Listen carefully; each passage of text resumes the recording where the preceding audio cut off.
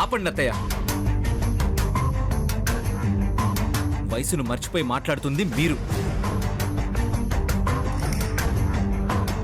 మీ వల్ల అనవసరంగా మా అమ్మను బాధ పెట్టాను. ఏ కన్నతల్లి పట్ల ఏ కొడుకు చేయని పని చేశాను.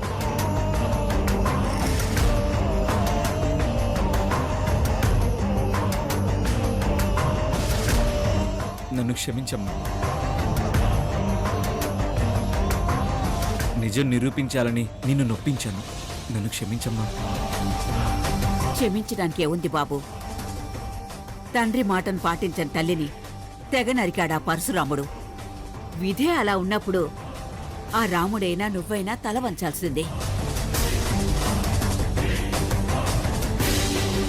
మీ అత్తగారు ఏ ఉద్దేశం పెట్టుకుని మనపై ఇన్ని అభాండాలు నిందలు వేస్తుందో నాకైతే అర్థం కావట్లేదు బాబు.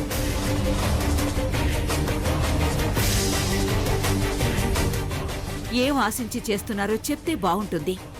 మా అమ్మకి ఏ దురుద్దేశం లేదత్తయ్య. తనకేదైనా అనిపిస్తే అది చెప్తుంది తప్ప ఏదో ఆశించి ఏమీ చేయదు. ఏమో ఎవరికి తెలుసమ్మా? ఏదేదో చెప్పి నా కొడుకుని ఇల్లరికానికి రప్పించాలనుకుంటుందో, మీ ఇద్దరి మధ్య గొడవలు పెట్టాలనుకుంటుందో, లేక శాశ్వతంగా మీ ఇద్దరిని విడదీయాలనుకుంటుందో ఎవరికి తెలుసు? వసుంధరా, వసుంధరా, వసుంధరా!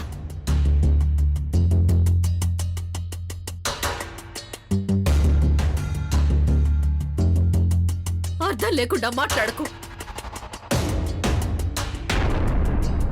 ఎందుకు అరుస్తున్నారు అత్తయ్య? మా అమ్మ అలా అనుమానించడంలో అర్థం ఉంది.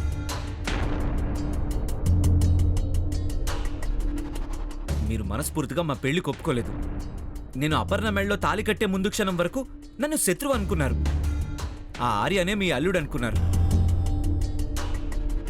మామయ్య గారు డైరీలో రాసుకున్నారు కాబట్టి అది ఆర్య అందరి ముందు చెప్పబట్టి నేను మీ అల్లుడినయ్యానే తప్ప మీ నిజమైన అంగీకారంతో కాదు. అలా మాట్లాడుతున్నావేంటి అర్జున్? అత్తయ్యకి ఇష్టం లేకుండా మనం ఈ ఇంట్లో ఎలా అడుగు పెట్టలేమో, మా అమ్మకి ఇష్టం లేకుండా మనం 7 అడుగులు వేసుండేవాళ్ళము కాదు.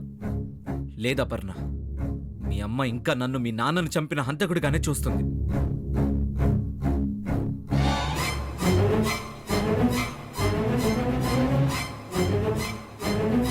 మా అమ్మపై తనకున్న పగ పోలేదు. అందుకే ఇదంతా చేస్తుంది.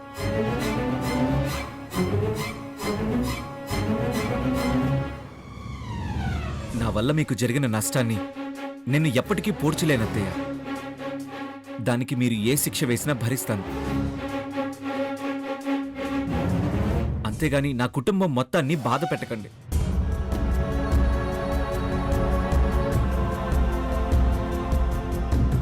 అసలు ఏం చేస్తే మీ కోపం చల్లారుతుందో చెప్పండి.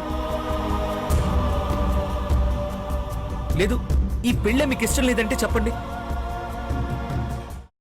అమ్మా, అలాంటి వాళ్ళది నిజమైన ప్రేమ కాదు, అది వ్యామోహం. ఎగ్జాక్ట్లీ చిన్నత్త.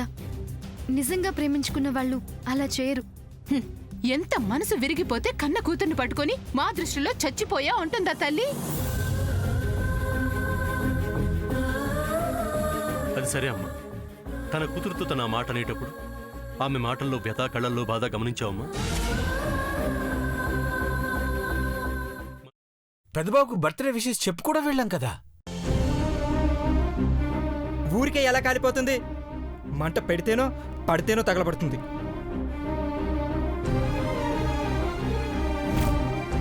కరెక్ట్ చిన్నబాబు, నీకొచ్చినట్టే నాకు డౌట్ వచ్చింది. పార్వతే షర్టును తగలబెట్టిందనుకుంటా.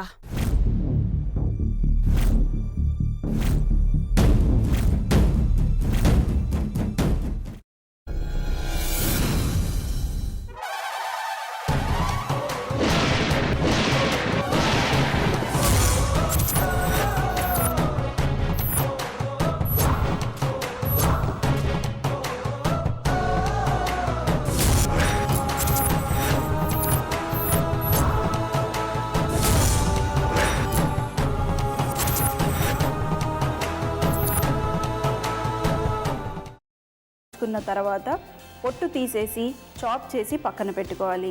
ఒక ప్యాన్లో కొద్దిగా నూనె వేడి చేసి అందులో ఆవాలు, మినప్పప్పు, శనగపప్పు, కరివేపాకు, సన్నగా తరిగి పెట్టుకున్న ఉల్లిపాయలు వేసుకుని 1 నిమిషం పాటు వేయించుకోవాలి. ఆ తర్వాత కాల్చి కట్ చేసి పెట్టుకున్న వంకాయని కూడా అందులో వేసుకుని బాగా మిక్స్ చేసి బౌల్లోకి ట్రాన్స్ఫర్ చేసుకుని అందులో తగినంత చిక్కటి పెరుగు లేదా పల్చటి పెరుగు వేసుకుని మిక్స్ చేసి అన్నంతో కానివ్వండి, చపాతీతో కానివ్వండి సర్వ్ చేసినా చాలా బాగుంటుంది.